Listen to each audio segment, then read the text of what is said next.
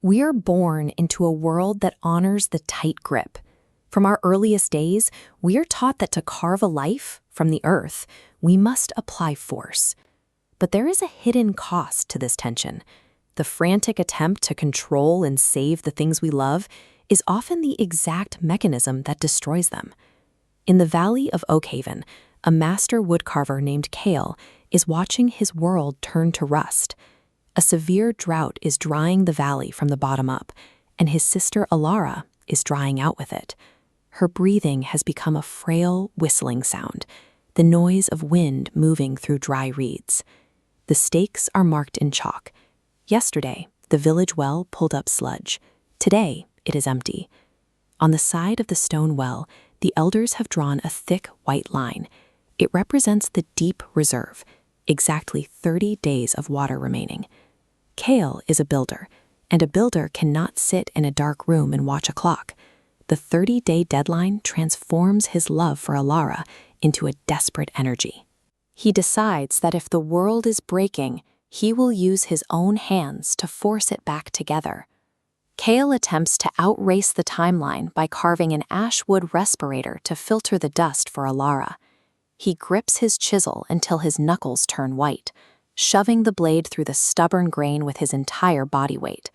He tries to bend the wood to his will, but the ash resists, shattering into splinters and slicing Kale's hand to the bone. Beside the ruined mask sits a different carving, a pale wooden swallow. Kale views the bird as a failure because the wood was too thin to carve the beak open. He sees only a silent, useless block of wood. But Alara holds it to her chest. To her, the closed beak is not a defect, but a sign of perfect rest. Kale is consumed by a state ancient texts call jwara, the fever of control. This concept originates from the Bhagavad Gita, instructing the seeker to act without desire for profit or proprietorship, working with full knowledge, yet free from the frantic lethargy of attachment. This wisdom was first delivered to Arjuna, a warrior facing a conflict of impossible stakes. He was told that victory belongs not to the one who controls the storm, but to the one who learns to perform their duty with a quiet, aligned presence. Kale rejects the idea of surrender. He abandons the valley to cross the salt flats, seeking the materials for a machine of pure force, an instrument powerful enough to command the sky and manufacture a storm. In the merchant city of Kamar, Kale is offered a seed called the anhad, which supposedly grows the storm. He dismisses it as a myth. Kale doesn't want a seed that requires patience. He wants the immediate leverage of iron, gears, and screaming tension. He spends 3 days building the iron lute.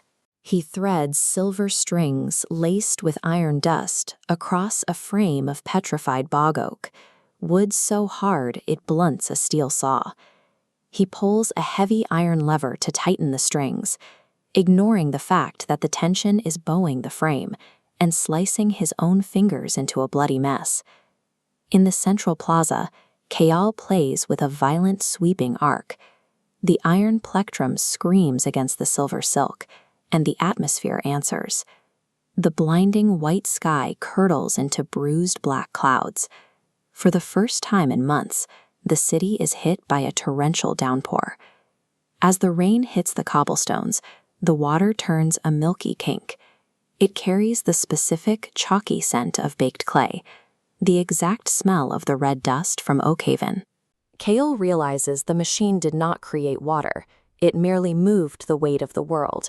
By forcing the sky to open in Kamar, he has reached across the distance and ripped the last drops of moisture directly from the air his sister was trying to breathe.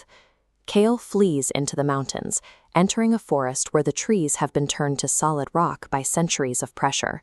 This petrified graveyard surrounds a fortress where the warlord displays a hall of shattered instruments, masterpieces destroyed because they were not built for war. The warlord has spent his life demanding the world bend to his design, but the resistance of reality has traveled backward up the string. The ruler's own hands have become locked, twisted claws, making him a prisoner of the very force he used to conquer the peaks. Rescued from the mountain by a blind shepherd, Kale is shown the difference between two types of sound. A stringed instrument creates a note by actively fighting the wood, relying on structural stress and the threat of snapping to be heard. A flute, however, produces music by surrendering to the wind. It provides an empty space within a hollow reed, allowing the natural movement of the air to create the resonance. The warlord's hands were crushed by the tension he refused to release, while the shepherd's music costs him nothing but an open palm. One philosophy shatters the vessel to produce a sound. The other allows the vessel to remain whole while the wind provides the melody. Cale returns to Oakhaven with blood in his throat, his bones at their structural limit. The well is stone dry. Behind his house, a small red mound marks Alara's grave. He walked to the end of the world for leverage, returning with empty hands. The old instinct to fix the world flares up, but Cale does not reach for his chisel. He sees a natural crack in the parched clay at the base of the grave.